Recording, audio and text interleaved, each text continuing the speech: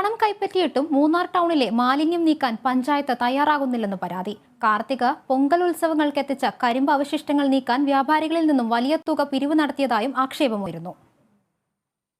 പൊങ്കൽ ഉത്സവത്തിന് മൂന്നാറിൽ നിന്നെത്തിച്ച കരിമ്പിന്റെ അവശിഷ്ടങ്ങൾ ടൗണിലെ വിവിധ സ്ഥലങ്ങളിൽ കൂട്ടിയിട്ടിരിക്കുന്ന കാഴ്ചയാണ് ഇപ്പോഴുള്ളത്.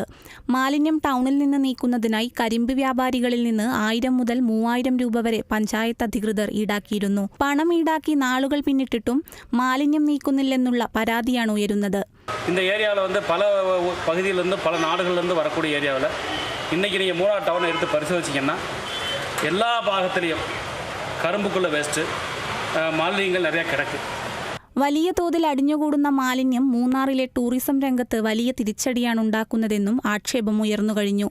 മാലിന്യ നിർമ്മാർജ്ജനത്തിനും സംസ്കരണത്തിനുമായി വലിയ തുകയാണ് പഞ്ചായത്ത് ചെലവിടുന്നത്. ഇതിനായി നാട്ടുകാരിൽ നിന്നും വ്യാപാരികളിൽ നിന്നും വിവിധ നിരക്കുകൾ ഈടാക്കുന്നുണ്ട്. ജനപങ്കാളിത്തത്തോടെ പദ്ധതി നടപ്പാക്കുമ്പോഴും മാലിന്യം നീക്കുന്നതിൽ പഞ്ചായത്തിന്റെ ഭാഗത്തു നിന്ന് അലംഭാവമുണ്ടെന്നാണ് നാട്ടുകാരുടെ ആരോപണം. Kerala vision news, Idukki. കണ്ണൂർ ഉദയഗിരി പഞ്ചായത്തിൽ അനധികൃതമായി പ്രവർത്തിക്കുന്ന പന്നി ഫാമിനെതിരെ പരാതി വ്യാപകമാവുന്നു. താബോർ സ്വദേശിയായ അനീഷാണ് പന്നി ഫാം കാരണം ജീവിക്കാൻ പറ്റാത്ത അവസ്ഥയിൽ അധികൃതരുടെ ഇടപെടൽ ആവശ്യപ്പെടുന്നത്.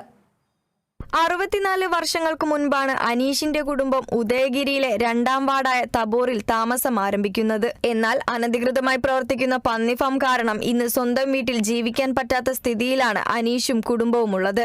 ദുർഗന്ധവും പരിസര മലിനീകരണവും വ്യാപകമായതോടെ അധികൃതർക്ക് നേരത്തെയും പരാതി നൽകിയിരുന്നു. തുടർന്ന് മുൻപുണ്ടായിരുന്ന ഫാം അടച്ചുപൂട്ടി.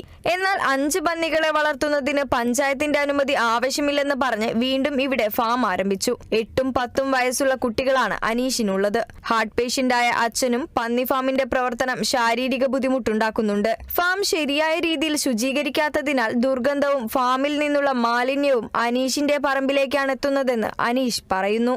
5 പന്നിയെ വളർത്താം എന്ന് പറഞ്ഞ് ശരിക്കും പറഞ്ഞാൽ പഞ്ചായത്ത് ഉദ്യോഗസ്ഥരുടെ സപ്പോർട്ട് മൂലമാണ് ഈ ഫാം ഇപ്പോഴും കൂട്ടാതെ നിലനിൽക്കുന്നത്. കാരണം എല്ലാ ഉത്തരവിലും അവരെന്തെങ്കിലും ഒരു ന്യായം കണ്ടുപിടിച്ചിട്ട് ആ ന്യായത്തിൻ്റെ പുറത്താണ് ഇത്. അല്ലെങ്കിൽ ഇത് പണ്ടേ ഈ ഫാം പൂട്ടിപ്പോണ്ടാണ്. കാരണം അത്രയധികം ഉത്തരവ് ഇതിന് മേലുണ്ട്. ഇപ്പോൾ നിലനിൽക്കുന്നത് ഒരു 5 പന്നിയെ വളർത്താൻ ലൈസൻസ് വേണ്ടെന്ന് പറഞ്ഞാണ് രീതിയിലാണ് ഈ 5 പന്നിയെ ഇവിടെ ഇട്ടേക്കുന്നത്. ശരിക്കും പറഞ്ഞാൽ ഈ 5 പന്നി ഉള്ളതും മുഴുവൻ പന്നി ഉള്ളതും നമുക്ക് ഒരേപോലെയാണ്. കാരണം അവർ മര്യാദയ്ക്ക് വൃത്തിക്ക് ഉപയോഗിക്കുന്നില്ല. അത് മനഃപൂർവ്വം ഞങ്ങളെ ദ്രോഹിച്ചുകൊണ്ടിരിക്കുകയാണ്.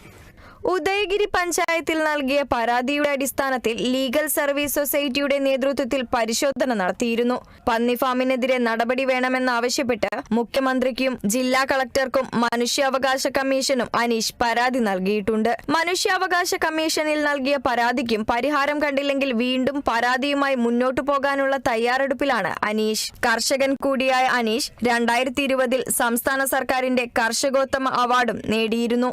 Kerala vision news, Kannur.